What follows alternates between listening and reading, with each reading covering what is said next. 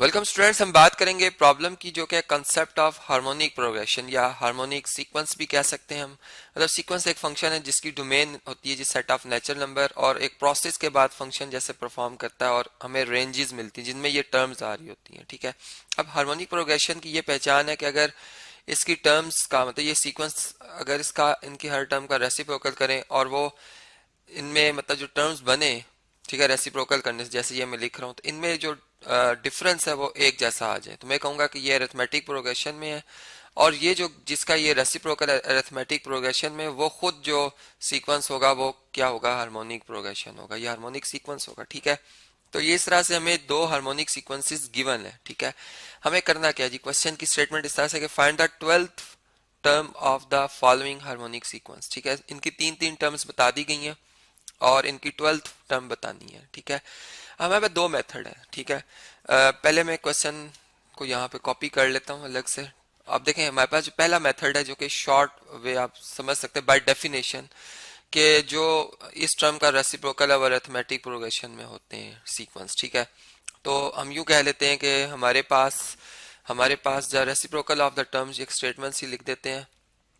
The reciprocals basically multiplicative inverse हम कहेंगे। ठीक है, reciprocals of the terms of the sequence. ठीक है जी, टर्म्स ऑफ द सीक्वेंस या प्रोग्रेशन।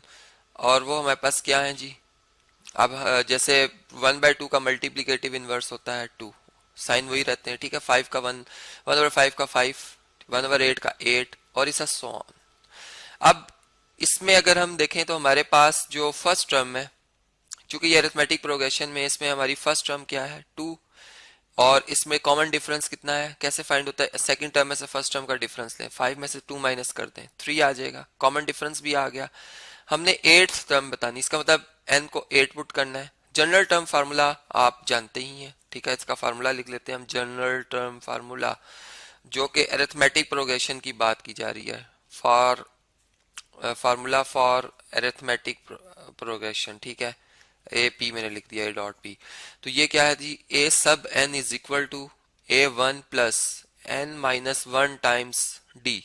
ठीक है, डिफरेंस जो है वो जो टर्म नंबर होता है उससे एक कम नंबर से मल्टीप्लाई होता है। जैसे कि टर्म नंबर अगर 8 है तो मैं 7 से डी को मल्टीप्लाई करूंगा। फर्स्ट टर्म मेरे पास 2 है प्लस 8 माइनस 1, चाहे तो लिख दें आप, चाहे तो इसे कैलकुलेट करके 7 ही लिख दें। ठीक है, तो 7 और डी कितना है जी, डी है 3। तो हमारे पास ए सब 8 टर्म जो आएगी वो आ जाएगी 2 प्लस 21 जो बन जाएगी कितनी, 23। तो देयर फॉर 8, यूं कर लेते हैं 8th टर्म, इसका कलर भी चेंज करते हैं जी, यहाँ पर 8th term in harmonic progression में क्या होगी, वो होगी जी 1/A8, ए सब 8, चूंकि वो अरिथमेटिक प्रोग्रेशन का रेसिप्रोकल करने से आती है। ठीक है, तो वो हमारे पास क्या बन जाएगी, वो इक्वल टू आ जाएगी 1/23। ठीक है जी, तो ये इस तरीके से हमने इस क्वेश्चन को सॉल्व किया। अब इसका एक और भी मेथड है कि मैं पहले एक जनरल फार्मूला बना लूं जिससे ये फंक्शन ऑपरेट हो रहा है। ठीक है, और उसके अंदर मतलब इसको मैं जो है वो इसकी एक्सप्लिसिटी जो है वो रिप्रेजेंट कर दूं और फिर उसके अंदर जो फार्मूला बना है उसके अंदर एन की वैल्यू और ए जो भी इसमें वेरिएबल्स आ रहे हैं उनकी वैल्यू दर्ज करके मैं निकाल लूँ उसको। ठीक है, तो चलें क्वेश्चन नंबर 2 को मैं उस मेथड से सॉल्व करके आपको बता देता हूँ ताकि दोनों मेथड डिस्कस हो जाएं। ठीक है जी, क्वेश्चन नंबर 2 हमारा कुछ इस तरह से है। इसमें भी एक प्रोग्रेशन गिवन है जो कि अभी मिक्स्ड फ्रैक्शन है। ठीक है, मिक्स मतलब इसमें नंबर्स लिखे हुए हैं, फ्रैक्शन भी है। तो इनको अगर हम मतलब कंप्लीट फ्रैक्शन में ले आए, ये मिक्स्ड फ्रैक्शन में है। ठीक है, तो 3 5 से मल्टीप्लाई होकर 15 और 2 ऐड कर दें, 17/3 बन जाएगा। ठीक है, 5 3 से मल्टीप्लाई होकर 15 और 2 इसमें ऐड कर दें, 17/5 बन जाएगा। ठीक है, 7 2 से मल्टीप्लाई होकर 14, 14 में 3 ऐड कर दें, 17/5 आ जाए, सॉरी 7 आ जाएगा।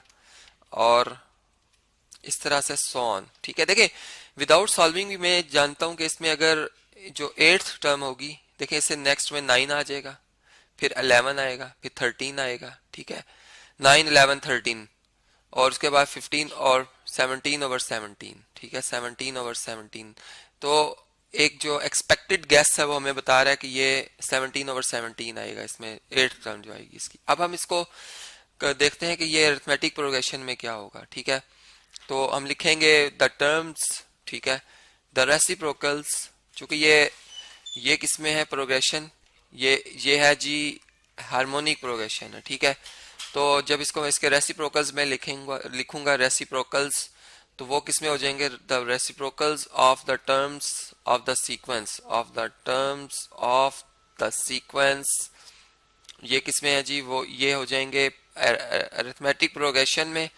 तो दिस इम्प्लाइज क्या आएगा हमारे पास, 3/17। ठीक है, इसी तरह 5/17, 7/17, 7/17 और इसी तरह प्लस सो ऑन।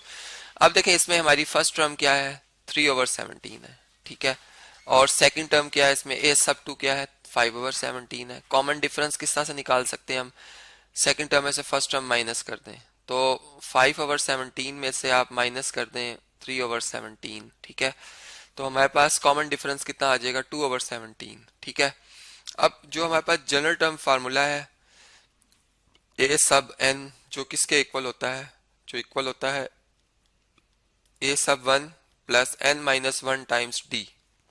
अब इसमें इनकी वैल्यूज को दर्ज कर दें आप अगर, तो ए sub n is equal to A1 है 3/17 plus n minus 1 times d, और डी कितना जी, 2/17, 2/17। अब इसको हम सिंप्लीफाई कर लेते हैं। ठीक है, 3/17 प्लस, अब डिस्ट्रीब्यूटिव प्रॉपर्टी के मुताबिक 2/17 एन से भी मल्टीप्लाई होगा और 1 से भी, तो ये बन जाएगा 2n/17 और माइनस 2/17। ठीक है, अब डिवाइजर अगर मतलब एक जैसे हो तो न्यूमरेटर सब्ट्रैक्ट या ऐड हो सकते हैं। तो यहाँ पर 3/17 में से आपने 2/17 सब्ट्रैक्ट कर दिया, मीन्स कि आपने 3 में से 2 माइनस किया, आपके पास 1/17 आ जाएगा प्लस 2n/17। ठीक है, अब डिवाइजर सेम है तो आप इन्हें एक दफा लिखेंगे और इनको 2n+1 लिखते हैं। क्यूमुलेटिव लॉ भी होल्ड करता है, हम जानते ही हैं।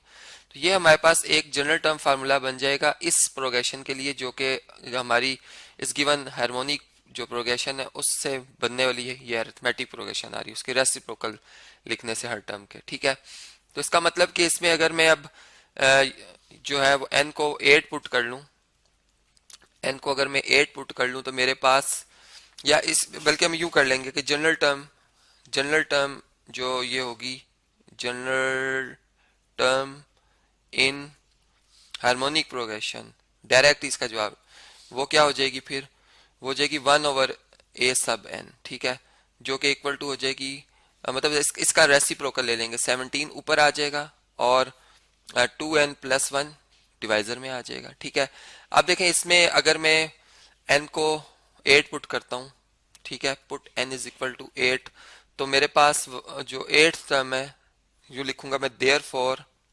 चलें इसके स्पेलिंग्स ही लिख देते हैं, therefore 8th term of harmonic progression is, क्या बनी फिर वो, 17 डिवाइडेड बाय 2 इंटू 8 प्लस 1, जो कि बन जाएगी 17/16 प्लस 1 इज 17 और 17/17 इज 1। देखें मैंने रफली भी कैलकुलेट किया था, प्रोग्रेशन को समझते हुए अंडरस्टैंड करते हुए मैंने कहा था इसका आंसर 1 आएगा, और हमने एक फार्मूला भी लगाया उससे भी आंसर 1 ही आया। तो ये इस तरीके से ये दूसरा भी मेथड था, आप इससे भी हार्मोनिक प्रोग्रेशन जो कि इंडिकेटेड टर्म वो पूछ रहे हैं उसको बता सकते हैं, या फिर आप कोई भी नेक्स्ट टर्म्स भी बता सकते हैं। ठीक है, तो ये था जी हमारा टॉपिक जो कि मतलब प्रॉब्लम था जो कि कंसेप्ट ऑफ हार्मोनिक प्रोग्रेशन से रिलेटेड था।